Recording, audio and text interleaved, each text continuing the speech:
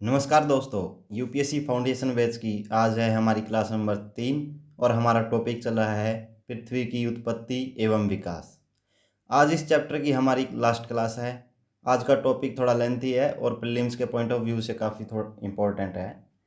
अब तक हम कर चुके हैं पृथ्वी की उत्पत्ति एवं विकास से तात्पर्य संबंधित सिद्धांत, जिसमें हमने अद्वैतवादी सिद्धांत, द्वैतवादी सिद्धांत, आधुनिक सिद्धांत जिसमें big bang theory. Big bang theory में हमने पढ़ा 1920 में एडविन हब्बल की थ्योरी से लेकर 1927 में जॉर्ज लेम्टेयर के फ्राइडमैन लेमेटर रॉबर्टसन वॉकर समीकरण, और फिर 1965 में कॉस्मिक माइक्रोवेव बैकग्राउंड के बारे में, जिसने बिग बैंग थ्योरी की इम्पोर्टेंस बढ़ा दी। उसके बाद बिग बैंग के घटित होने के से लेकर पूरे पृथ्वी की उत्पत्ति तक के समय अंतराल को देखा, और उसके बाद पृथ्वी की सौरमंडल में अवस्थिति और इसके आकार व स्वरूप के बारे में विशेषज्ञों के विचार पढ़े। उसके बाद हमने पृथ्वी की विशेषताओं, जिसमें उसके अपने अक्ष पर झुकाव का कारण, पृथ्वी के घूर्णन व परिक्रमण का कारण, और पृथ्वी की उत्पत्ति को जानने हेतु किए गए व किए जा रहे प्रयासों को देखा, जिसमें जूनो मिशन व सर्न के बारे में हमने पढ़ा। ये हम अपनी 2 क्लासों में पूरा कर चुके हैं। आज की हमारी क्लास है पृथ्वी की भूगर्भिक कालानुक्रम और पृथ्वी की उत्पत्ति और विकास को जानने के बहुआयामी प्रभाव। तो चलिए शुरू करते हैं आज की हमारी क्लास, जो इस टॉपिक पर हमारी तीसरी और लास्ट क्लास है। तो चलिए शुरू करते हैं। आज का हमारा टॉपिक है पृथ्वी का भूगर्भिक कालानुक्रम। सबसे पहले हम इसका परिचय देखेंगे। परिचय कि आखिर पृथ्वी का भूगर्भिक कालानुक्रम से हमारा क्या तात्पर्य है, उससे पहले हम कुछ सामान्य बात देख लेते हैं, नोट डाउन करेंगे, साथ ही साथ नोट्स बनाते चलेंगे। व जिस प्रकार हम यहाँ रिटर्न में पढ़ने का प्रयास करते हैं, उसी तरह हम इसके जो है नोट्स भी बनाएंगे, ताकि हमें रिवीजन में अधिक समय न लगे। वह एग्ज़ाम जब नज़दीक होंगे तो कम समय के अंदर हम अधिक से अधिक अपना सिलेबस जो कंप्लीट करेंगे, और हमारे खुद के द्वारा अगर हैंड रिटन नोट्स होंगे तो उसको पढ़ना उतना ही आसान होगा, और जिसमें हमें कम समय में अधिक से अधिक टॉपिक हमारे कवर होंगे। तो सामान्य अब बातों में हम देखते हैं कि एक वर्ड है अवस्था और दूसरा वर्ड है प्रावस्था। अवस्था जिसको हम इंग्लिश में स्टेज बोलते हैं, और दूसरा है हमारा फेज। आखिर दोनों में क्या डिफरेंस है, अवस्था और प्रावस्था में क्या डिफरेंस है, स्टेज और फेज। यदि कोई मनुष्य किन अवस्थाओं से, अपने जीवन काल में किन अवस्थाओं से गुजरता है, तो अवस्थाओं में हम देख सकते हैं कि सबसे पहले शिशुअवस्था, उसके बाद बाल्यावस्था, उसके बाद किशोरावस्था, और फिर युवावस्था, और अंत में वृद्धावस्था। यानी मनुष्य अपने जीवन काल में जो है 5 अवस्थाओं से होकर गुजरता है, जिसमें सबसे जब मनुष्य छोटा बच्चा होता है तो उसे शिशुअवस्था, थोड़ा बड़ा होने पर उसे उसकी बाल्यावस्था, फिर किशोरावस्था, युवावस्था और वृद्धावस्था। लेकिन इन 2 अवस्थाओं के बीच का जो समय अंतराल है उसे हम प्रावस्था या उसे फेज कहेंगे। तो मनुष्य अवस्था यानी एक जो मनुष्य के जीवन काल का एक पार्ट है, और उनके 2 अवस्थाओं के बीच का जो भाग है उसे हम प्रावस्था कहेंगे। इसी तरह इसे हम समझते हुए जो है पृथ्वी का भूगर्भिक कालानुक्रम पढ़ेंगे। परिचय में हम देखेंगे कि आखिर भूगर्भिक कालानुक्रम का अर्थ क्या है, भूगर्भिक कालानुक्रम का आखिर मतलब क्या है। तो कालानुक्रम का हम सबसे पहले हम भूगर्भिक का हम अर्थ निकाल सकते हैं कि भूगर्भिक में जैविक प्लस अजैविक, पृथ्वी पर 2 तरह के घटक पाए जाते हैं, जैविक प्लस अजैविक घटक। इन जैविक और अजैविक घटकों का विकास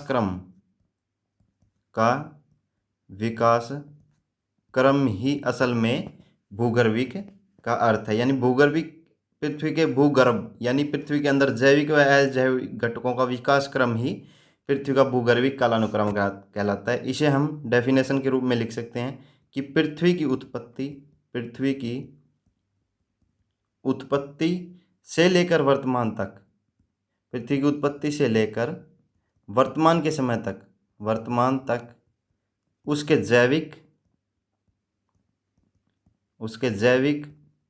व अजैविक घटकों के विकास को, व अजैविक घटकों के विकास को समय के अनुसार प्रदर्शित करना, को समय के अनुसार प्रदर्शित करना ही भूगर्भिक कालानुक्रम कहलाता है। भूगर्भिक कालानुक्रम कहलाता है। इसमें हम कालानुक्रम को जो है दो वर्ड, काल प्लस अनुक्रम, यानी कि काल मीन्स समय और अनुक्रम मीन्स कर्मानुसार, यानी कि भूगर्भिक कालानुक्रम का अर्थ हुआ जैविक व अजैविक घटकों का विकास क्रम समय के कर्मानुसार का अध्ययन ही पृथ्वी का भूगर्भिक कालानुक्रम है। सामान्य अर्थों में हमें इसमें लिखा कि पृथ्वी की उत्पत्ति से लेकर वर्तमान तक उसके जैविक व अजैविक घटकों के विकास को समय के अनुसार प्रदर्शित करना ही भूगर्भिक कालानुक्रम कहलाता है। इसमें अब हम भूगर्भिक कालानुक्रम को जो है एक टेबल की फॉर्म में पढ़ेंगे, जिसमें ये थोड़ा एक लेंथी टॉपिक है, वह इसे समझने की बजाय थोड़ा रटना पड़ेगा, ताकि इसको प्रीलिम्स के पॉइंट ऑफ व्यू से हम इसे कंप्लीट कर सकें। वह इसमें अगर कोई प्रश्न पूछा जाता है तो उसे हम करने योग्य हों। तो चलिए देखते हैं। आप इस पेज का जो है स्क्रीनशॉट ले सकते हैं, ताकि और अब हम इसमें आगे बढ़ेंगे। तो पृथ्वी के भूगर्भिक कालानुक्रम को हम 4 अवस्थाओं में बांटेंगे, जिसमें सबसे पहले है क्रोन या इसे ही इओन भी कह सकते हैं। उसके बाद समय आया एरा, उसके बाद की अवस्था को बोला गया पीरियड, और सबसे अंत में बोला गया इपोच।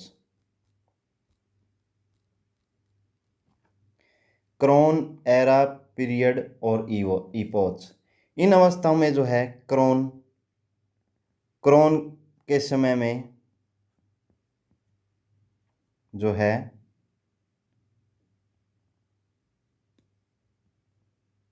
प्रावस्थाएं वो आई। सबसे पहले फेनरोजोइक। हम इस टॉपिक को जो है थोड़ा धीरे करेंगे, ताकि आपको अच्छे से समझ आए और आप इनको नोट डाउन भी कर सकें। और आप जैसे ही इनको 5-7 बार पढ़ेंगे, 10 बार पढ़ेंगे, ये जो है आपको याद होने लगेंगे। और इनका थोड़ा क्या है, अभ्यास प्रश्न भी हम देखेंगे इस टॉपिक पर। जो है आने वाली क्लासों में हम एक क्लास उसमें बनाएंगे कि इस टॉपिक के ऊपर जो है 5 से 10 या 20 जो है प्रश्न प्रीलिम्स के पॉइंट ऑफ व्यू से हम इसमें बनाएं, और जिससे आपको क्या है इसकी रिवीजन हो जाए। तो क्रोन या इओन के टाइम में आया फेनरोजोइक और प्रोटेजोइक। फेनरोजोइक और प्रोटेजोइक। फेनरो में फेनरो और जोइक दो वर्ड हैं। फेनरो मीन्स जीव और जोइक मीन्स वनस्पति, यानी इस टाइम में जो है जीव और वनस्पतियों को इस प्रावस्था में देखा गया। और ये जो 4 अवस्थाएं हैं, क्रोन, एरा, पीरियड, इपोच, इनको किन आधार पर बांटा गया कि जैविक व अजैविक घटकों की उत्पत्ति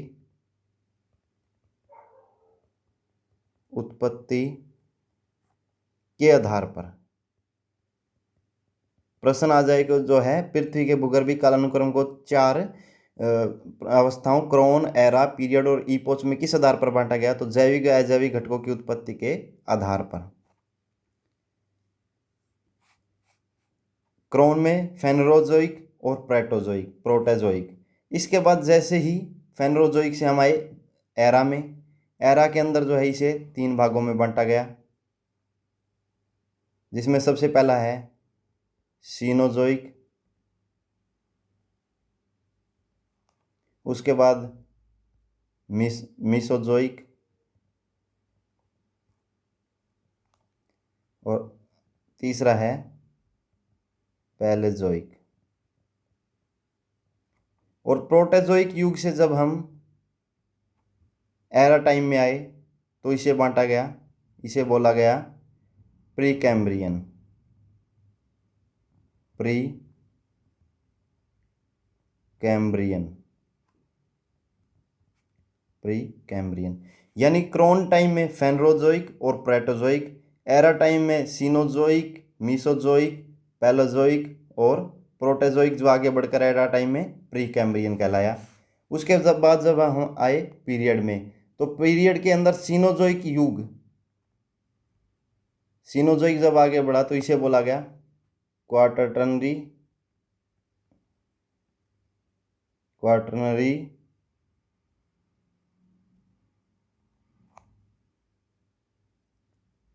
और टर्सरी, टर्सरी। और जब मीसोजोइक को पीरियड टाइम में जो है, इसे भी 3 भागों में, पहला था क्रीटेशियस, क्रीटेशियस, जुरासिक, जिस टाइम में सबसे इम्पोर्टेंट जो जुरासिक वर्ल्ड जो मूवी है, यानी कि डायनासोर, तो ये अगर डायनासोर किस समय अंतराल में देखे गए, जुरासिक टाइम में।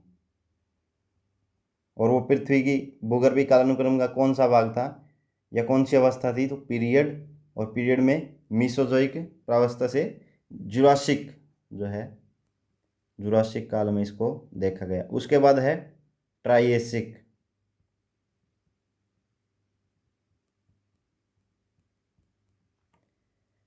उसमें जब पैलोजोइक यानी पैलोजोइक जब पीरियड टाइम में आया तो इसे 5 भागों, 3 4 5 6 भागों में इसको बांटा गया, और 6, तो 6 में इसको जो है परमियन,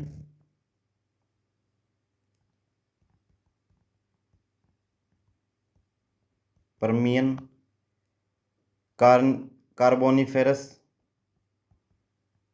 कार्बोनिफेरस,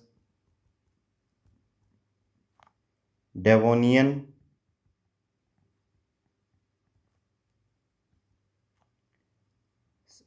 सिल्यूरियन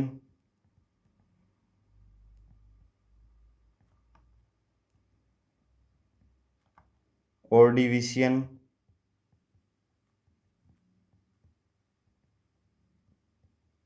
और अंत में कैम्ब्रियन। इसमें हम आपको थोड़ा ट्रिक के माध्यम से भी इसको याद दिलाने आपको करवाने की कोशिश करेंगे, ताकि अगर प्री में इस प्रकार प्रश्न आए कि इन 4 समय अंतरालों को जो है, पृथ्वी की 4 अवस्थाओं को जो है, इनकी प्रावस्थाओं को समय अंतराल के अनुसार आपको उनको लगाना है, तो उसको आप आसानी से कर सकें। तो इसमें थोड़ा हम ट्रिक के माध्यम से अभी आपको याद करवाने की कोशिश करेंगे।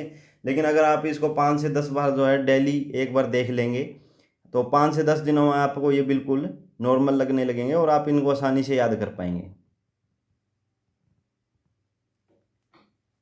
इसके बाद जो प्री कैम्ब्रियन काल जब पीरियड अवस्था में आया तो इसको हेडियन, आर्कियन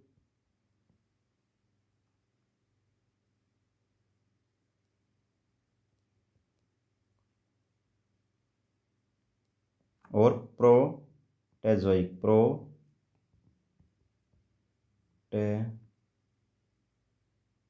प्रोटेरोजोइक बोला गया। उसके बाद जो है, जब ये ईपोस टाइम में आए तो क्वार्टरनरी को होलोसीन, होलोसीन और प्लेस्टोसीन,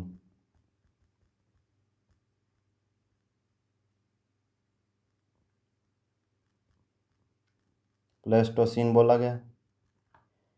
टर्शरी युग अपने 6 भागों में बंटा, यानी जैविक, हम इसकी स्टार्टिंग में ही पढ़ चुके हैं कि इनको किस आधार पर जो है बांटा गया। तो जैविक व जैविक अजैविक घटकों की उपस्थिति, यानी जिस प्रकार से जिन जैविक घटकों की हमें अवस्थिति दिखी, उन्हीं के नाम से जो है इनको डिनोट किया गया है।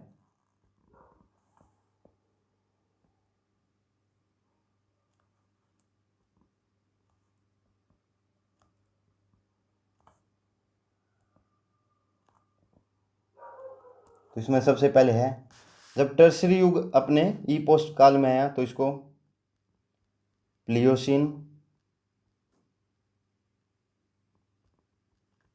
फिर मियोसीन, उसके बाद ओलिगोसीन,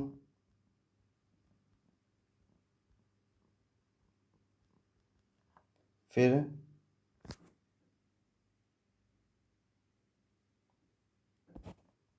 इयोसीन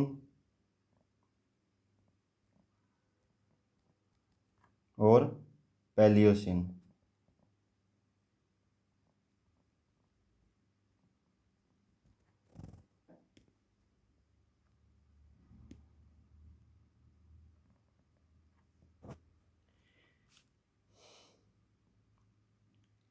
और इस प्रकार जो है ये हमारा टेबल कंप्लीट होता है। तो इस टेबल का आप स्क्रीनशॉट ले सकते हैं। अब हम इसको जो है थोड़ा ट्रिक के माध्यम से भी आपको याद करवाने की कोशिश करेंगे, और जो है इन समय अंतराल में हमें कौन से जैविक और अजैविक घटकों की प्राप्ति होती है उसको भी हम थोड़ा डिटेल में पढ़ेंगे और उनको याद रखने की कोशिश करेंगे, ताकि हमें ये प्री में काम आ सके। आप इनको जब 1 से 2 बार डेली सुबह शाम देखेंगे और 5 से 10 दिन तक देखेंगे तो आप इनको याद करने की स्थिति में होंगे। तो सबसे पहले जो है हम थोड़ा एक बार ट्रिक के माध्यम से इसको याद करने की कोशिश करते हैं, ताकि अगर प्रीलिम्स में हमें ये समय अंतराल में लगाने की लिए आए तो इसको हम कर सकें। देखिए आप कि crown, era,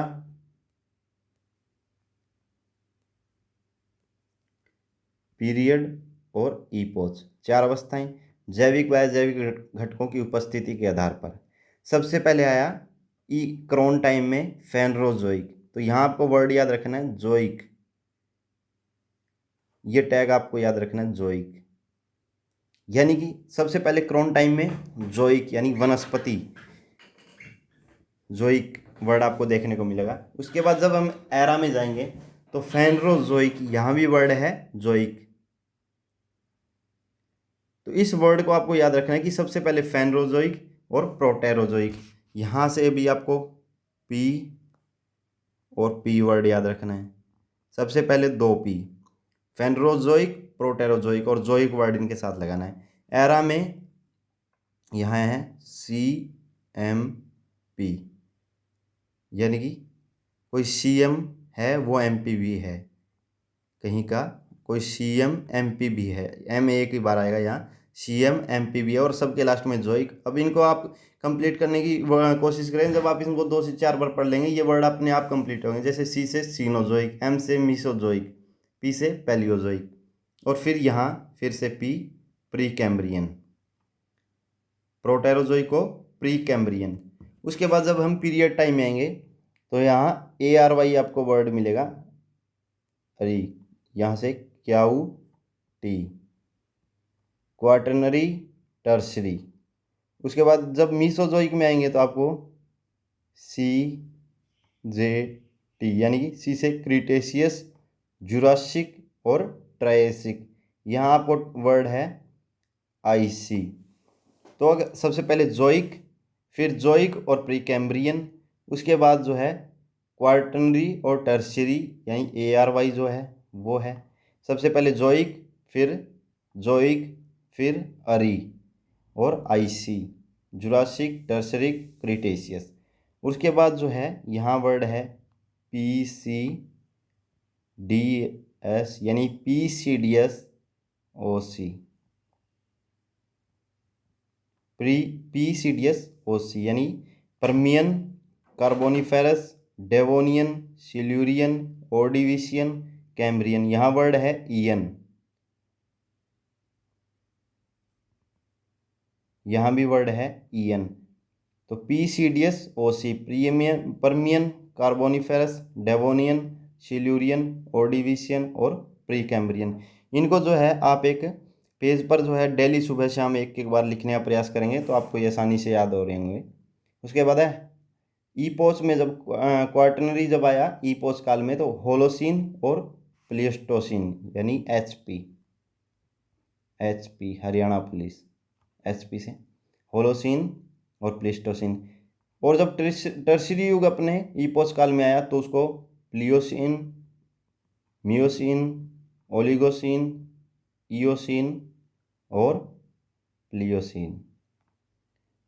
PMO EP, PMO ने जो है ईपी है, पीएमओ में ईपी है। एचपी है हरियाणा पुलिस, क्याउटी, सीजेटी।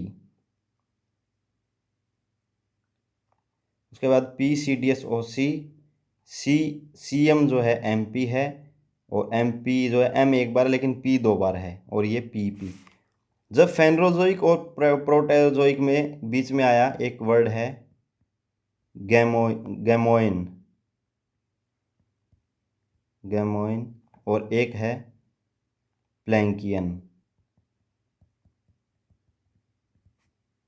इन दोनों के बीच का समय अंतर जो है ये कहलाया संक्रमण काल। ये क्या कहलाया? संक्रमण काल। अब हम जो है ये हमारी टेबल कंप्लीट हो जाएगी। अब वन बाय हम जो है इन जो अवस्थाओं के बीच में जो हमें किस प्रकार की वनस्पति या जीव जो है हमें देखने को मिले उसके बारे में हम थोड़ा विस्तृत चर्चा करेंगे। ये थोड़ा कंफ्यूजिंग चैप्टर है क्योंकि इसके अंदर जो डाटा बहुत अधिक है, तो ये डाटा जो आप अगर इसको बार बार पढ़ेंगे तो ही आप इसको कर पाने में सफल होंगे। तो सबसे पहले जो हम देखते हैं प्रोटेजोइक। इसमें हम वही करेंगे जो हमारे लिए इम्पोर्टेंट डाटा है। ये हम पूरा कंप्लीट करने के लिए अगर बैठेंगे तो ये बहुत ज़्यादा डाटा हो जाएगा, लेकिन इसलिए हम जो सिर्फ हमारे प्री के लिए जो इम्पोर्टेंट डाटा है हम वही नोट डाउन करेंगे। प्रोटेजोइक में है कि प्रारंभिक समय जो प्रोटेजोइक समय सिर्फ अजैविक घटक थे, सिर्फ अजैविक घटक थे प्रोटेजोइक में। इनको one by one note down करते चलेंगे ताकि इसको हम जो है ये पेज इतना बड़ा अधिक बड़ा हो जाएगा, इसलिए हम इसको रब करते चलेंगे और वन बाय वन एक एक को नोट डाउन करते चलेंगे। उसके बाद हम देख लेते हैं ये एरा टाइम में प्री कैम्ब्रियन में। इसमें हमें देखने को मिली कैनेडियन शील्ड,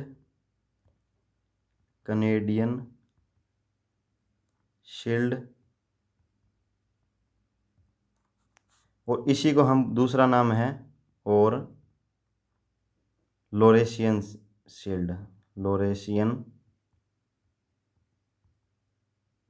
शील्ड।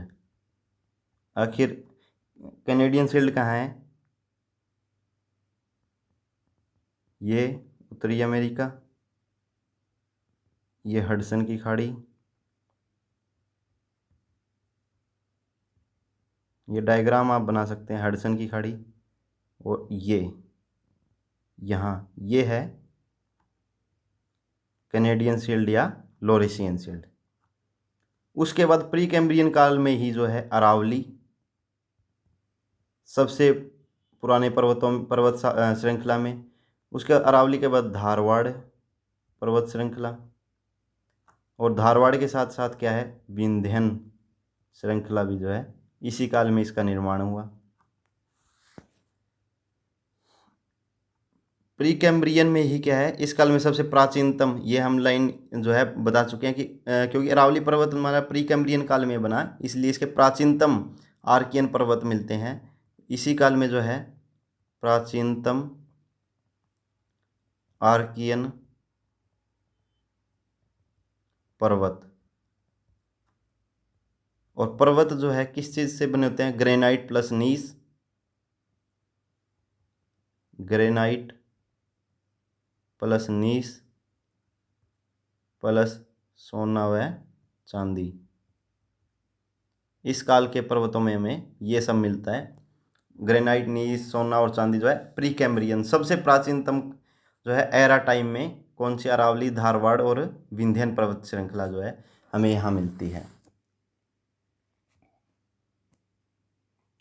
तो इसी में हम जो है अपना प्रोटेजोइक जो युग है उसको हम कंप्लीट कर ले। प्रोटेजोइक के बाद आया प्री कैम्ब्रियन। प्री कैम्ब्रियन जो है एरा टाइम में हैडियन, आर्कियन और प्रोटेजोइक, अपने पीरियड टाइम में, सॉरी, एरा के बाद आया पीरियड। पीरियड टाइम में हैडियन, आर्कियन और प्रोटेजोइक। जो है ये बनेगा आपका, सॉरी ये नीचे रह गया था, हम इसको बता नहीं पाए, ये है HAP। HAP, ये HP था हरियाणा पुलिस, ये HAP है, हैडियन, आर्कियन, प्रोटेजोइक काल। अब इसमें जो है इसमें भी हम देख लेते हैं हमें क्या क्या प्राप्त होता है। सबसे पहले जो है इन तीनों समय अंतराल में क्या हुआ कि समुद्र में रीढ़ विहीन एक कोश, यानी कि एक कोश की है, यानी समुद्रों में रीढ़ विहीन यानी कि एक कोशिकीय है, एक कोशिकीय जीवों का निर्माण हुआ। और तथा साथ ही साथ वनस्पति में हमें सागरीय घास देखने को मिलती है, सागरीय घास।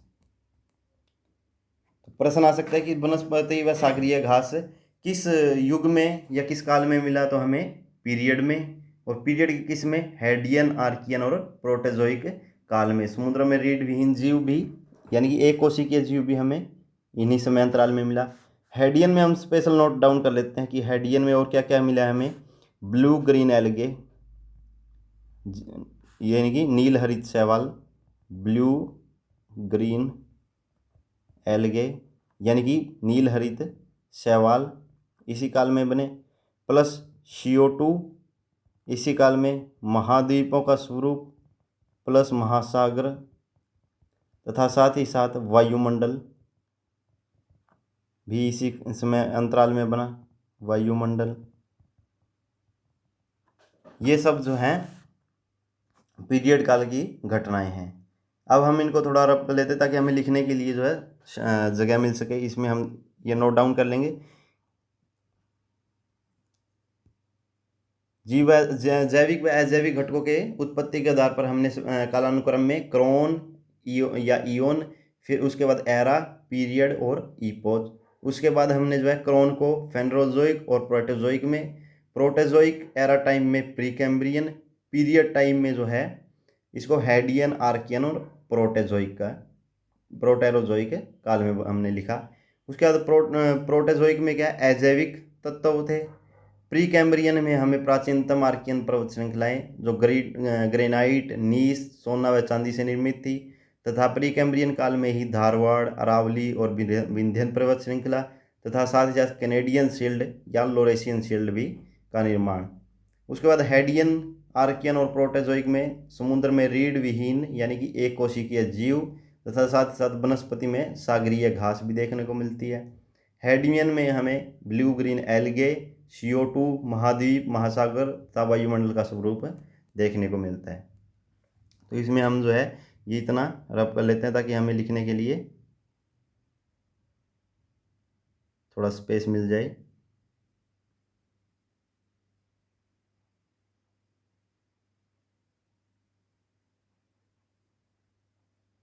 तो इनको जो है आप 1 से 2 बार जो सुबह शाम अगर लिखेंगे और पढ़ेंगे एक बार, तो इनके ऊपर आपकी पकड़ मजबूत होती जाएगी। और आप इनको जो है हफ्ते में एक बार बैठ के इसको रिवीजन कर सकते हैं ताकि आपके ये दिमाग में सेट हो जाए, और आपको जब इनमें से प्रश्न उठे तो आप गलत न करें और आसानी से इसको करने की स्थिति में हो। उसके बाद जो है इसमें हमें एरा टाइम में इनमें कोई खास बदलाव नहीं हुए, सिर्फ पैलोजोइक में जो है पूरा जीव इनकी उपस्थिति थी। लेकिन पीरियड टाइम में जो है बहुत अधिक बदलाव हुए और हमें बहुत से जीव वनस्पति देखने को मिली, जिसमें टर्सरी में हम देखते हैं। सबसे पहले टर्सरी युग में, टर्सरी के अंदर हम नोट डाउन करेंगे। सबसे पहले विवर्तनी की हलचल हुई। टर्सरी युग के अंदर सबसे पहले नोट डाउन करेंगे विवर्तनी की हलचल। किस काल की घटना है? टर्सरी काल की, यानी टर्सरी युग की विवर्तनी की हलचल। तथा साथ ही साथ इसके अंदर जो है विवर्तनी की हलचल के कारण क्या हुआ, न्यू फोल्डेड माउंटेन का निर्माण हुआ। न्यू फोल्डेड माउंटेन का निर्माण हुआ। न्यू फोल्डेड माउंटेन का निर्माण हुआ किस युग में, टर्सरी युग में। न्यू फोल्डेड माउंटेन की वजह से कौन कौन से पर्वत बने, हिमालय बना, रॉकी पर्वत तथा साथ ही साथ एंडीज पर्वत, आल्प्स पर्वत इनका निर्माण हुआ।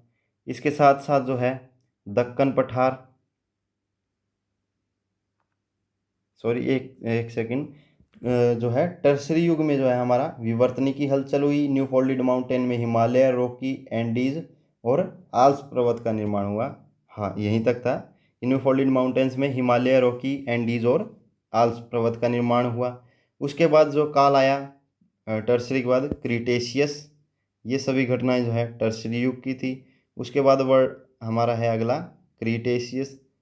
क्रीटेशियस के अंदर हम नोट करेंगे कि हमें रॉकी और एंडीज के साथ साथ दक्कन का पठार, दक्कन का पठार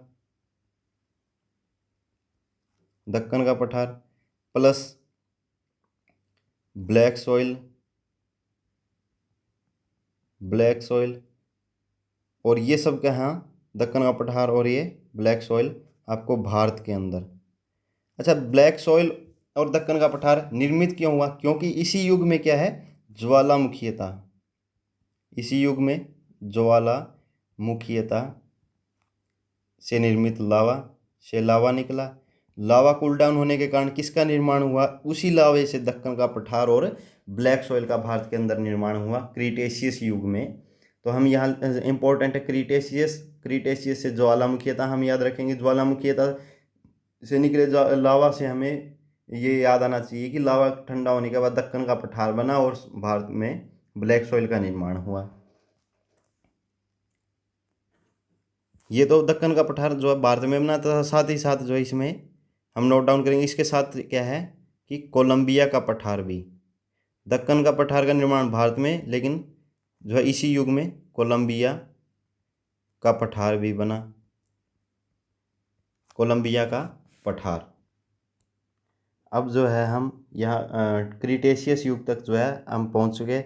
इससे पहले वाला हम जो है यहाँ रब कर देते ताकि हमें लिखने के लिए जो है थोड़ा स्पेस मिल सके। आप इनको साथ के साथ नोट डाउन कर लें ताकि आपको नोट्स बनाने में दिक्कत ना हो और आप इनको जो है एक साथ पढ़ सकें।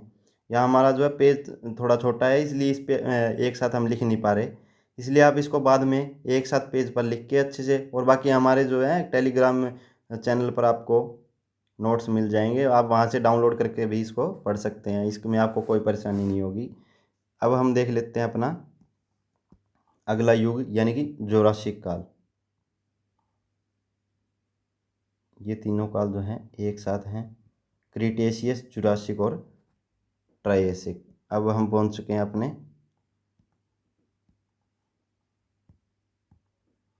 जुरासिक काल में। हमारा अगला है जुरासिक काल। जुरासिक काल में हम देख लेते हैं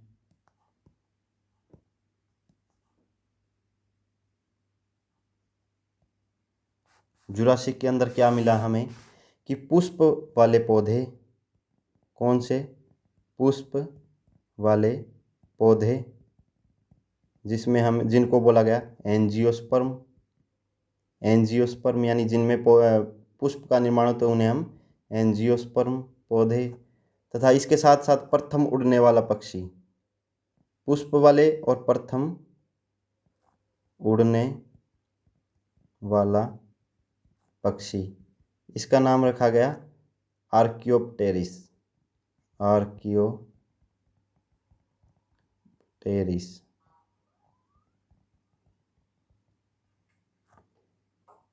इसके साथ ही साथ जो है चूना पत्थर का जमाव हुआ, चूना यानी जुरासिक काल में चूना भी लगाया गया।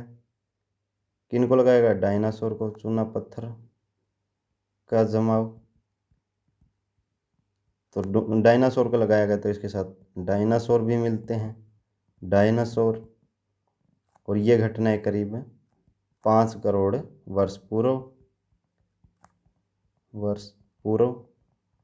तो हमें जुरासिक काल में जो पुष्प वाले पौधे यानी एंजियोस्पर्म, प्रथम उड़ने वाला पक्षी आर्कियोप्टेरिस, चूना पत्थर का जमाव और डायनासोर लगभग 5 करोड़ वर्ष पूर्व, ये सभी घटनाएं जुरासिक काल की। क्रीटेशियस में ज्वालामुखीता से लावा और लावा से ही हमको ब्लैक सॉइल, दक्कन का पठार और कोलंबिया का पठार देखने को मिलता है। अब हमारा अगला पॉइंट है ट्राइएसिक युग। ट्राइएसिक युग, इसमें हमारा सिर्फ केवल दो ही इम्पोर्टेंट है, मेंढक और कछुआ। मेंढक प्लस कछुआ, ये किस काल में आए? ट्राइएसिक।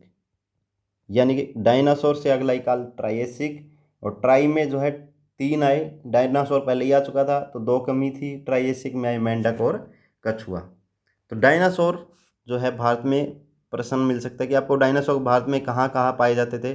गुजरात में, आपके एमपी में, और साथ लगते झारखंड के अंदर, यानी गुजरात, एमपी और झारखंड। ट्राइएसिक, जुरासिक से अगला आया ट्राइएसिक, ट्राई में मेंढक कछुआ। उसके बाद जो है हम आगे चलते हैं अपने परमियन युग में।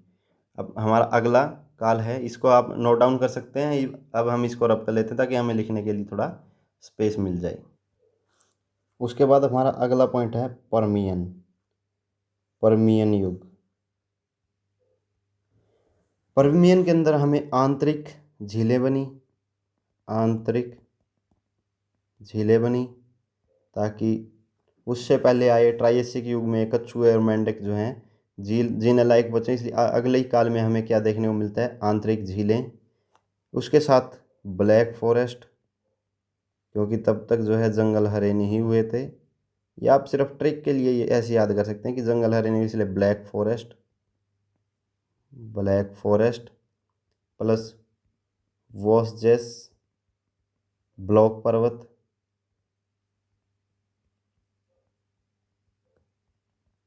पर्वत बने, तथा इनके साथ पर्णपाती वन बने, और साथ ही साथ जल स्थल चर वाले जीव, जल स्थल चर वाले जीव भी इसी काल में आए। क्योंकि जो है पिछले काल में और मेंढक और कछुए, इस काल में आंतरिक झीलें, black Forest plus Vosges block पर्वत बने, पर्णपाती वन, क्योंकि पर्णपाती वन जो है वन इसी काल में, और जल स्थल चर वाले जीव भी इसी काल की घटनाएं हैं। उसके बाद अगला है हमारा कार्बोनीफेरस, अगला है हमारा कार्बोनीफेरस। इस काल में हमें रेंगने वाले जीवों का काल, कार्बोनीफेरस को ही कौन से जीवों का काल? रेंगने वाले जीवों का काल, साथ ही साथ बड़े वृक्ष का काल, बड़े वृक्ष बने, बड़े वृक्ष का काल। इतने पेड़ लंबे हो गए कि गिरकर जो है रेंगना शुरू कर दिया। तो बड़े वृक्ष और रेंगने वाले जीव, यानी लगभग 100 फुट तक इनकी लंबाई थी, ऊंचाई थी, सॉरी, बड़े वृक्ष का काल। और अमेरिकन हलचल, यानी कि अमेरिका के अंदर जो है अमेरिकी उसमें महाद्वीप है, अमेरिकन हलचल भी इसी काल की घटना है, जिसके कारण वहाँ पर्वत निर्माण हुआ। अमेरिकन हलचल, इसके कारण पर्वत निर्माण हुआ। ये सभी घटनाएं कार्बोनीफेरस युग की। अगला है हमारा डेवोनियन। डेवोनियन को क्या बोला गया कि मत्स्य युग, मत्स्य सॉरी मत्स्य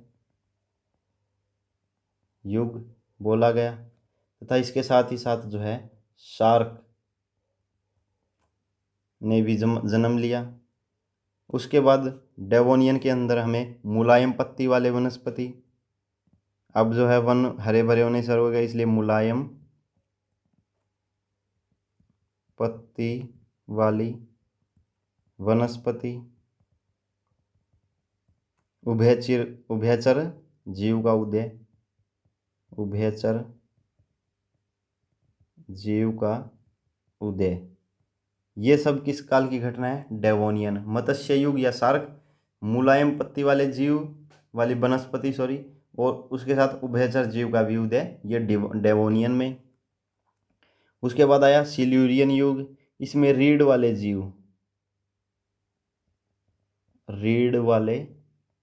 जीव देखने को मिले, जिनके अंदर रीढ़ की उपस्थिति दर्ज थी। जीव समुद्र में, कहाँ? समुद्र के अंदर जो है रीढ़ वाले जीव समुद्र में। उसके साथ साथ प्रवाल जीव, यानी कि समुद्र के प्रवाल भित्तियों में प्रवाल जीव, जिनसे प्रवालों का निर्माण हुआ, प्रवाल जीव। इसके बाद साथ जो है पहली बार वनस्पति पर पत्ती विहीन, पहली बार वनस्पति पर पत्ती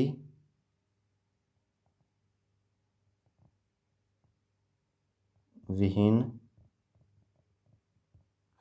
जो है ये कहाँ, पत्ती विहीन कहाँ? ऑस्ट्रेलिया के अंदर। कहाँ? ऑस्ट्रेलिया के अंदर देखने को मिला। उसके साथ साथ जो है प्रवालविद, यानी प्रवाल जीव के साथ प्रवालविद,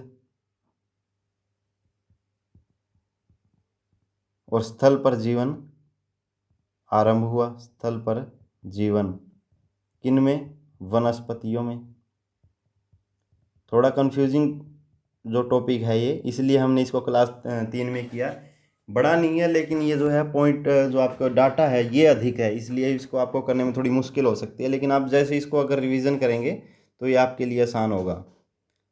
तो अब हम देख रहे हैं यहाँ पे कि अपना डेवोनियन के अंदर हमारा मुलायम पत्ती वाले वनस्पति, उसके साथ साथ उभयचर जीव का उदय।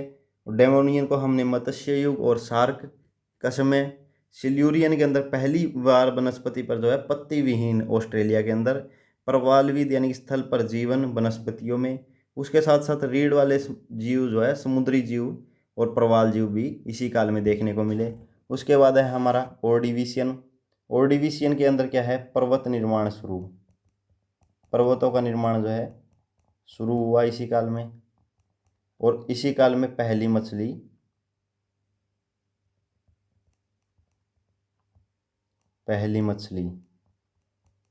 इसी काल में देखने को मिली। तो ऑर्डिविशियन में जो है हमें पर्वत निर्माण शुरू हुआ, और उसके साथ साथ क्या है? पहली मछली। मत्स्य युग किसका? शार्क का। किसमें? डेवोनियन में। सिल्यूरियन में रीढ़ वाले समुद्री जीव और प्रवाल जीव। ऑर्डिविशियन में पर्वत निर्माण शुरू और पहली मछली।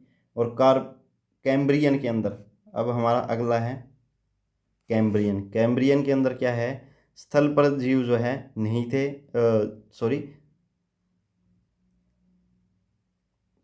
हमारा है कि स्थल जो है स्थल पर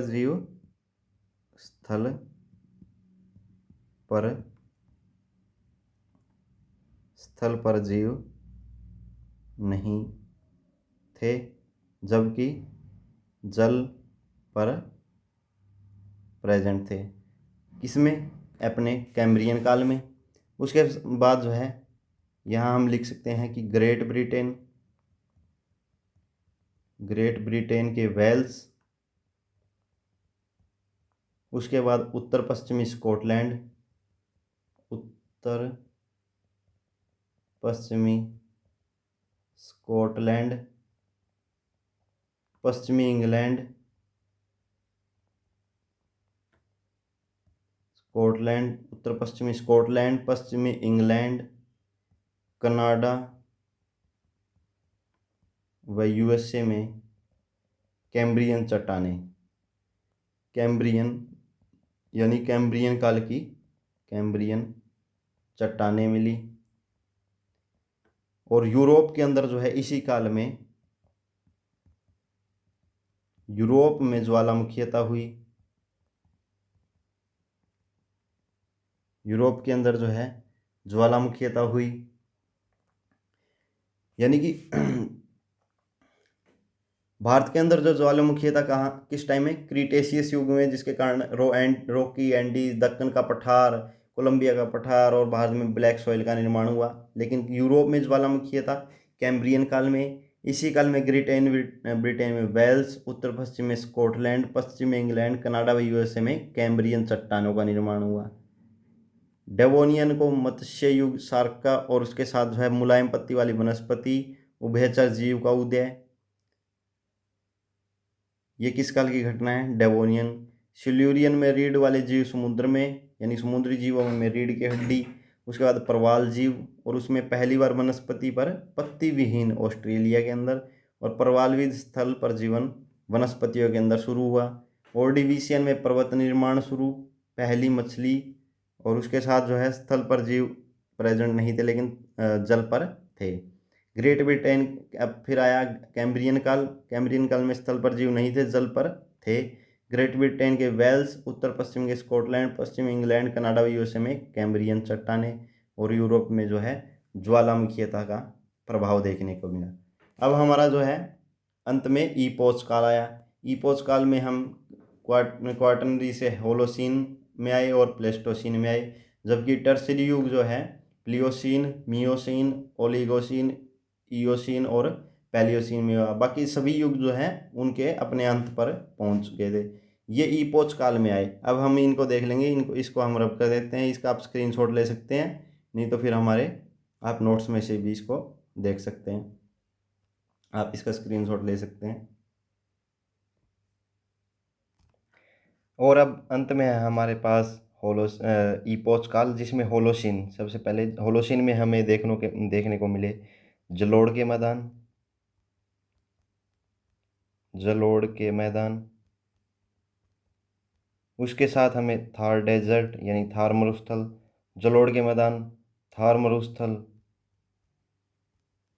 और उसके बाद हमें मोस्ट इम्पोर्टेंट जो है इसके अंदर थार मरुस्थल यानी कि रेगिस्तान भी इसी काल में, रेगिस्तान। और उसके अलावा सबसे मोस्ट इम्पोर्टेंट जो है आधुनिक मानव,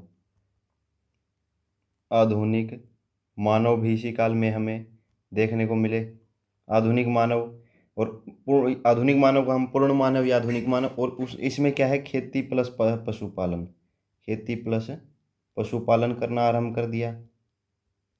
खेती प्लस पशुपालन, ये सभी होलोसीन काल के। जलोढ़ के मैदान, थार मरुस्थल यानी कि रेगिस्तान, आधुनिक मानव, खेती और पशुपालन करना होलोसीन काल में। प्लेस्टोसीन जो है इसी को महान हिमयुग भी कहा जाता है, महान हिमयुग।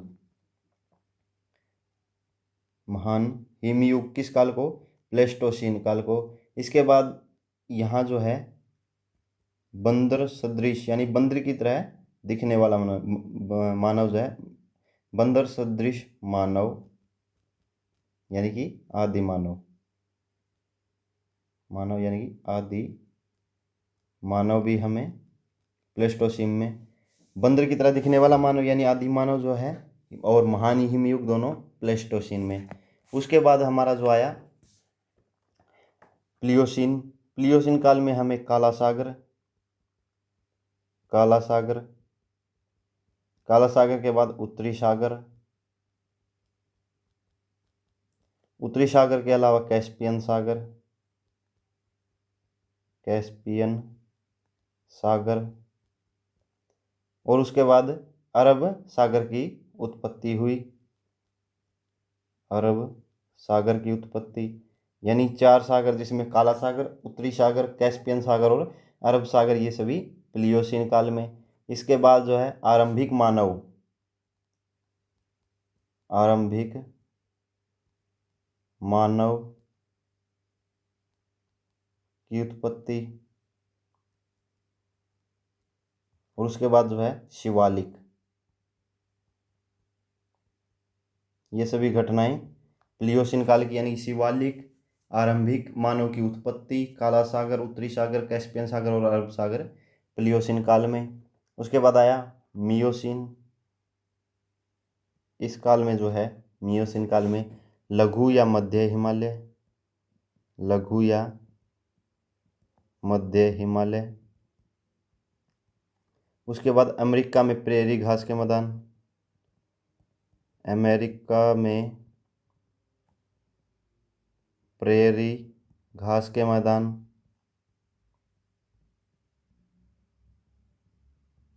उसके बाद आएगा आपका पेंगुइन जो है, पेंगुइन अंटार्कटिका क्षेत्र में, अंटार्कटिका क्षेत्र में ये सभी जो है आपके मियोसीन काल में लघु या मध्य हिमालय, अमेरिका में प्रेरी घास के मैदान और पेंगुइन जो है अंटार्कटिका क्षेत्र में मियोसीन काल में। उसके बाद आपका ओलिगोसीन में आपको देखने को मिलेंगे पूंछ विहीन बंदर, पूंछ विहीन बंदर। और ये पूंछ विहीन बंदर कौन थे? मानव के पूर्वज। इसके अलावा इयोसीन, इयोसीन काल में आपको देखने को मिलेंगे वृहद हिमालय की उत्पत्ति। लघु और मध्य हिमालय मियोसीन में, इयोसीन में वृहद हिमालय की उत्पत्ति।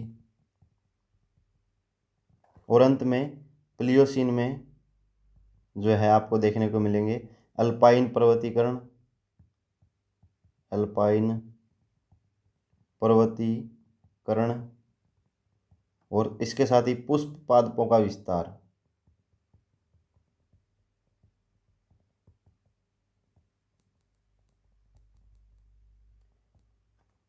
इस प्रकार जो है हमारा पृथ्वी का हमने भूगर्भीय काल कंप्लीट कर लिया है, जिसमें हमने ये टॉपिक थोड़ा बड़ा और लेंथी था, इसलिए हमें इसको पार्ट में डिवाइड करके किया है। इसमें हमने सबसे पहले 4 युग क्रोन, एरा, पीरियड और इपोच। क्रोन के अंदर फेनरोजोइक और प्रोटेरोजोइक, बीच में जो है गैमियोन और प्लैंकियोन जो है संक्रमण काल आया। उसके बाद जो एरा काल में हमें सबसे पहले प्री कैम्ब्रियन, उसके बाद आया पैलियोजोइक, उसके बाद आया मीसोजोइक और उसके बाद जो है सीनोजोइक काल आया। सीनोजोइक को हम नियोजोइक भी कह सकते हैं। इस काल में जो है सबसे महत्वपूर्ण प्री कैम्ब्रियन जो है काल में महत्वपूर्ण घटनाएं हुई। प्री कैम्ब्रियन काल में हमें कैनेडियन शील्ड या लोरेशियन शील्ड, और इसी काल में जो है सबसे प्राचीनतम पर्वत श्रृंखला आर्कियन श्रृंखला हमें देखने को मिलती है। और इस काल में पर्वत जो है ग्रेनाइट व नीस और लोहा, सोना व लोहा जैसे तत्वों से निर्मित थे। उसके बाद प्री कैम्ब्रियन काल में ही हमें अरावली, धारवाड़ और जो है विंध्यन पर्वत श्रृंखला देखने को मिलती है। उसके बाद जो है पीरियड काल में सबसे पहले प्रोटेरोजोइक, उसके बाद आर्कियन और उसके बाद हेडियन आए। इन कालों में समुद्र में रीढ़ विहीन यानी एक कोशिकीय जीव की उपस्थिति और वनस्पति में सागरीय घास की उपस्थिति। उसके बाद हमें जो है हेडियन के अंदर ब्लू ग्रीन एल्गे इसी समय में बने। उसके बाद हेडियन काल में ही CO2 यानी कार्बन डाइऑक्साइड, महाद्वीप, महासागर और वायुमंडल का निर्माण हुआ। इस प्रकार जो है हेडियन में पीरियड में प्रोटेरोजोइक, आर्कियन और हेडियन के अलावा इसके बाद जो है हमारे पास आते हैं पैलोजोइक में जो है कैम्ब्रियन, ऑर्डिविशियन, सिल्यूरियन, डेवोनियन, कार्बोनिफेरस और पर्मियन, यानी कि ये 6 आए, जिनमें हमें प्री कैम्ब्रियन काल में जो है स्थल पर जीव नहीं थे, लेकिन जल पर थे। ब्रिटेन के वेल्स, उत्तर पश्चिम के स्कॉटलैंड, पश्चिमी इंग्लैंड, कनाडा व USA में कैम्ब्रियन चट्टानें यहाँ निर्मित हुई और यूरोप में पहली बार ज्वालामुखीता हुई। सिल्यूरियन के अंदर जो है पहली बार वनस्पति पर पत्ती विहीन यानी कि ऑस्ट्रेलिया के अंदर देखने को मिली। उसके अलावा जो है प्रवालविद यानी कि स्थल पर जीवन यानी कि वनस्पतियों ने रूप लिया। सिल्यूरियन के अंदर ही है रीढ़ वाले जीव जो है समुद्र में और प्रवाल जीव। उसके बाद जब हम आगे चले, ये सिल्यूरियन में था। उसके बाद हम आगे पहुंचे डेवोनियन में, यहाँ मुलायम पत्ती वाली वनस्पति और उभयचर जीव का उदय हुआ। और डेवोनियन के अंदर जो है मत्स्य युग आया और शार्क जो है ने रूप लिया। उसके बाद कार्बोनिफेरस युग आया, उसमें बड़े वृक्ष का काल हुआ जिसमें 100 फुट तक जो है वृक्ष और रेंगने वाले जीवों का काल बना। उसके बाद जो है अमेरिकन हलचल में पर्वत निर्माण हुआ। उसके बाद पर्मियन युग आया, जहाँ हमें पर्णपाती वनों में हमें ब्लैक फॉरेस्ट, वोस जैसे ब्लॉक पर्वत बने, आंतरिक झीलें बनी तथा जल स्थल पर चर वाले जीव बने। उसके बाद आया ट्रायसिक युग। ट्रायसिक के अंदर जो है मेंढक और कछुए। उसके बाद जुरासिक युग में पुष्प वाले पौधे यानी कि एंजियोस्पर्म, प्रथम उड़ने वाला पक्षी आर्कियोप्टेरिस, उसके साथ ही साथ चूना पत्थर का जमाव, डायनासोर, भारत में गुजरात, एमपी और झारखंड के अंदर, और 5 करोड़ वर्ष पूर्व की घटना। उसके बाद आया क्रिटेशियस युग।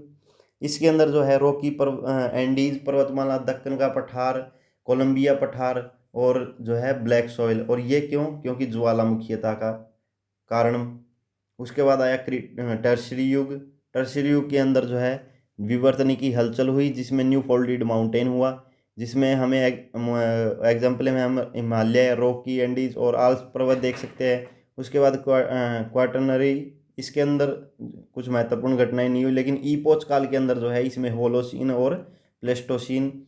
वहीं टर्शरी युग में प्लियोसीन, मियोसीन, ओलिगोसीन, इयोसीन और पैलियोसीन आया।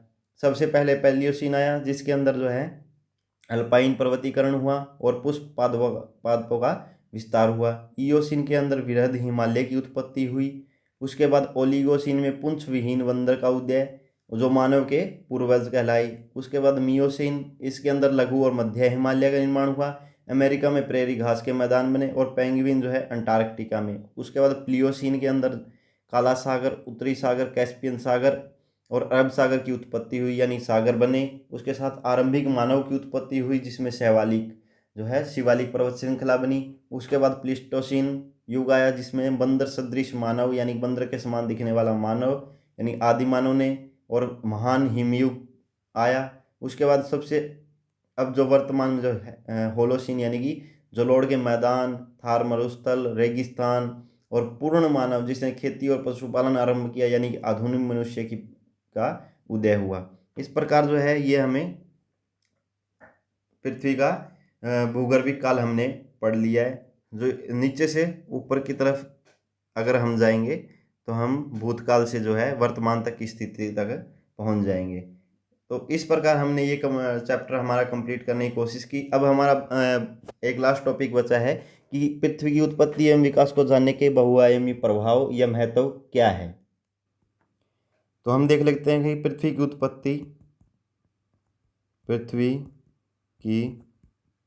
उत्पत्ति एवं विकास को जानने के बहुआयामी प्रभाव क्या हैं।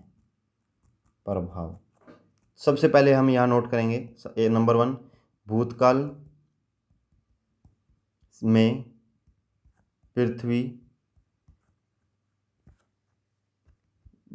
जो पृथ्वी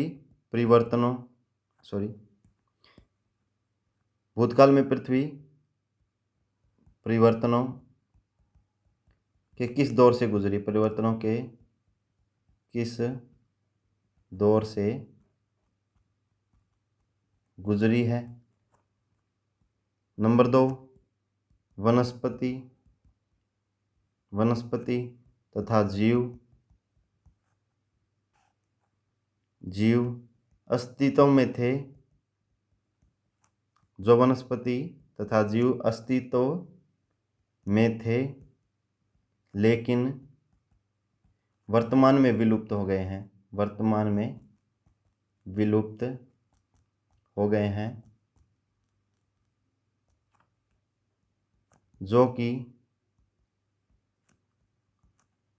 पारिस्थितिकी पर्यावरण के लिए महत्वपूर्ण साबित हो सकते हैं। अर्थात महत्वपूर्ण साबित हो सकते हैं। इसका अर्थ यह है कि जो जीव जंतु या वनस्पति समय के साथ नष्ट हो गए हैं, उनके बारे में हम अध्ययन करके उनके विलुप्त होने का कारण तथा भविष्य में ऐसी घटनाओं को रोका जा सके, इसके निर्णय तक हम पहुंच सकते हैं, जिसमें हमें इस पृथ्वी की उत्पत्ति एवं विकास को जानने के लिए इसके लाभ हो सकते हैं। उसके बाद हमारा 3rd पॉइंट है परिवर्तनों के कारण एवं प्रभावों की समीक्षा के आधार पर, यानी कि परिवर्तनों के कारण को जानकर एवं प्रभावों की समीक्षा करके उन परिवर्तनों के कारण होने वाले प्रभावों की समीक्षा जो है, यानी कि उनकी जांच या उनके बारे में हम अध्ययन करके समीक्षा करके भविष्य में संभावित परिवर्तनों, यानी कि इनका अध्ययन करके जो है भविष्य के अंदर होने वाली घटनाओं, भविष्य में संभावित परिवर्तनों की जानकारी संभव हो सकती है कि संभावित परिवर्तनों की जानकारी जो है इसमें संभव होगी तथा साथ साथ इनके विकास हेतु सतत या पोषणीय नीतियों का निर्माण हो सकता है। यानी कि आज हम जिन धातुओं या संसाधनों का प्रयोग कर रहे हैं उनको भविष्य की पीढ़ी के लिए बचाया जा सके, उनके विकास हेतु या सतत या पोषणीय, यानी कि कितना हमें उसका यूज करना चाहिए ताकि भविष्य की पीढ़ियों के लिए वो सुरक्षित रखा जा सके। जो भूतकाल में है जो गलतियां हुई उनको सुधारा जा सके, उसके लिए जब पोषण नीतियों का निर्माण किया जा सकता है। ये इसके अध्ययन का प्रभाव या लाभ आप इसको बोल सकते हैं। तथा साथ साथ आपदाओं से प्रभावित या संभावित क्षेत्र, यानी कि आपदाओं से प्रभावित या संभावित या फिर जहां आपदाएं घटित हो सकती हैं ऐसे क्षेत्रों में उनका प्रबंधन करने में ये सहायक हो, संभावित क्षेत्रों में उनके प्रबंधन के लिए सहायक, उनके प्रबंधन में सहायक, ताकि ऐसी घटनाओं को रोका जा सके, प्रबंधन में सहायक। और इन सब के लाभ को देखते हुए यहाँ हम लिख सकते हैं कि यहाँ तक कि भौतिक या प्राकृतिक एवं मानवीय अंतःसंबंधों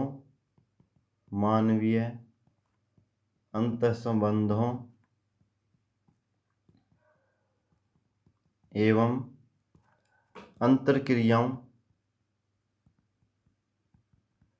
को भी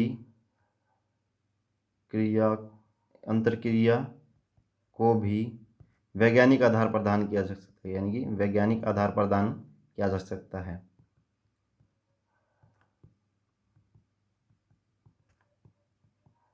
प्रदान किया जा सकता है अर्थात इसका क्या अर्थ हुआ कि यहाँ भौतिक या प्राकृतिक घटनाएं जो घटित हो रही हैं या जो मानवीय क्रियाकलाप हैं, मानव जो क्रियाएं कर रहा है, उनको भी जो है वैज्ञानिक आधार दिया जा सकता है ताकि उनमें गलतियों की गुंजाइश कम हो और उनके कारण अगर कोई आपदा घटित हो सकती है तो उन पर क्या है रोक लगाई जा सके। इनके जो पृथ्वी की उत्पत्ति और उनके जो है विकास की जानकारी के आधार पर ही हमें इसका विश्लेषण करके ऐसी गतिविधियों को हम कर सकते हैं। अब अंत में हम लिख सकते हैं इसका निष्कर्ष। यहाँ लिखेंगे हम पृथ्वी की उत्पत्ति एवं विकास का संबंध पृथ्वी की उत्पत्ति से लेकर, ये हम परिचय में देख चुके हैं कि पृथ्वी की उत्पत्ति एवं विकास का संबंध पृथ्वी की उत्पत्ति से लेकर वर्तमान तक के परिवर्तनों से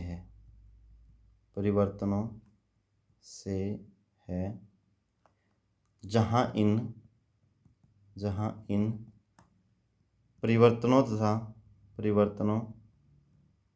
तथा इन परिवर्तनों के प्रभावों के अध्ययन, इन परिवर्तनों के प्रभाव के अध्ययन के बहुआयामी लाभों के आधार पर लाभ हम पढ़ चुके हैं। अध्ययन के बहुआयामी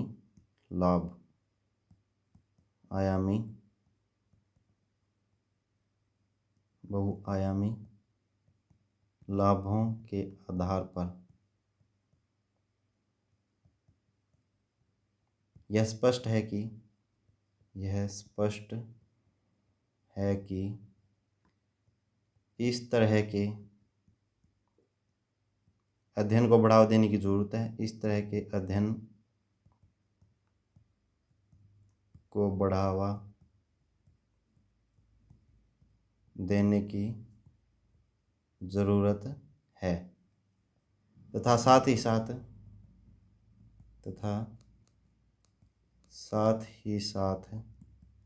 जन में भी यानी कि आम पब्लिक जो है जन में भी इन परिवर्तनों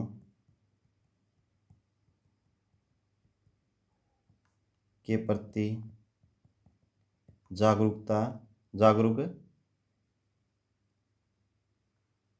जन में भी इन परिवर्तनों के प्रति जागरूक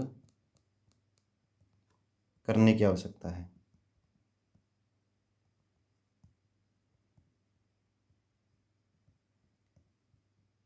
तो ये जो है पृथ्वी की उत्पत्ति एवं विकास के अध्ययन के लाभ और लाभों के आधार पर जो है इसके परिणाम के बारे में हमने पढ़ा। यानी कि भूतकाल में पृथ्वी परिवर्तनों के किस दौर से गुजरी है इसका अध्ययन कर सकते हैं। इसके आधार पर वनस्पति तथा जीव अस्तित्व में थे लेकिन जो है वर्तमान में विलुप्त हो गए हैं, जो कि पारिस्थितिकी पर्यावरण के लिए महत्वपूर्ण साबित हो सकते हैं क्योंकि जो है परिवर्तनों से गुजरी है और उस परिवर्तन के अंदर कौन सी वनस्पति और जीव जो है विलुप्त हो गए इसका अध्ययन भी कर सकते हैं। और इनके कारण जो है परिवर्तनों के कारण जो है एवं प्रभावों की समीक्षा करके जो है हम इनकी समीक्षा करके भविष्य में संभावित परिवर्तनों की जानकारी संभव है और इस जानकारी के आधार पर हम विकास हेतु सतत पोषणीय नीतियों का निर्माण कर सकते हैं तथा आपदाओं से प्रभावित या संभावित क्षेत्रों में उनके प्रबंधन में सहायक हो सकते हैं। और यहाँ तक कि भौतिक, प्राकृतिक एवं मानवीय अंत संबंधों एवं अंतर्क्रियाओं को भी वैज्ञानिक आधार प्रदान किया जा सकता है। यानी कि प्रकृति और मानव क्रियाओं में जो है अंतर संबंध हैं उनको भी हम वैज्ञानिक आधार प्रदान कर सकते हैं। इस निष्कर्ष को हम लिख सकते हैं कि पृथ्वी की उत्पत्ति एवं विकास का संबंध पृथ्वी की उत्पत्ति से लेकर वर्तमान तक की परिवर्तन से है, जहाँ इन परिवर्तन तथा परिवर्तनों के आधार पर के अध्ययन के आधार पर बहुआयामी लाभों के आधार पर यह स्पष्ट है कि इस तरह के अध्ययन को बढ़ावा देने की जरूरत है तथा साथ ही जन में भी यानी आम पब्लिक में भी इन परिवर्तनों के प्रति जागरूक करने की आवश्यकता है। इस प्रकार हमारा जो 3 क्लासों में हमने अपना टॉपिक पूरा कर लिया है पृथ्वी की उत्पत्ति एवं विकास, जिसमें हमने टॉपिक वाइज और जो है इनको छोटे छोटे पार्ट में डिवाइड करके 3 क्लासों में हमने इसे पूरा कर लिया है। आशा है कि आप इसको अच्छे से अपनी क्लास से लगा रहे होंगे और आपको समझ भी आ रहा होगा। लेकिन जहाँ आज का टॉपिक थोड़ा लेंथी था और जो डाटा अधिक था, लेकिन प्रीलिम्स पॉइंट ऑफ व्यू से हम इसे छोड़ भी नहीं सकते थे, इसलिए हमने इसको जो धीरे धीरे छोटे छोटे पार्ट में डिवाइड करके इसे पूरा करने की कोशिश की। और अंत में जो है हमने इसके लाभ, बहुआयामी प्रभाव और लाभों को देखते हुए एक निष्कर्ष भी ड्रॉ कर लिया और हमारा जो है ये टॉपिक यहीं ख़त्म होता है। अब हमारा अगली क्लास में टॉपिक रहेगा कि पृथ्वी जो है हमारी उसकी आंतरिक भौतिक दशा कैसी है, यानी कि फिजिकल कंडीशन ऑफ अर्थ, यानी पृथ्वी के अंदर जो है वो किस प्रकार की है, तो उसके बारे में हम जानने का प्रयास करेंगे। पिछली क्लासों में भी हमने थोड़ा सा उसके ऊपर देखा था, जिसमें हमने उसको पृथ्वी को 3 लेयर में क्रस्ट, मेंटल और कोर में डिवाइड करके उसके बारे में थोड़ा अध्ययन किया था। लेकिन आगे जो है हम पृथ्वी की और अंदर तक गहराई में जो है डिटेल में इसको पढ़ने का प्रयास करेंगे। तो कल के अगले हमारी क्लास में हमारा टॉपिक रहेगा पृथ्वी की आंतरिक भौतिक दशा, यानी कि फिजिकल कंडीशन ऑफ अर्थ। तो आज की क्लास में इतना ही। Thank you very much.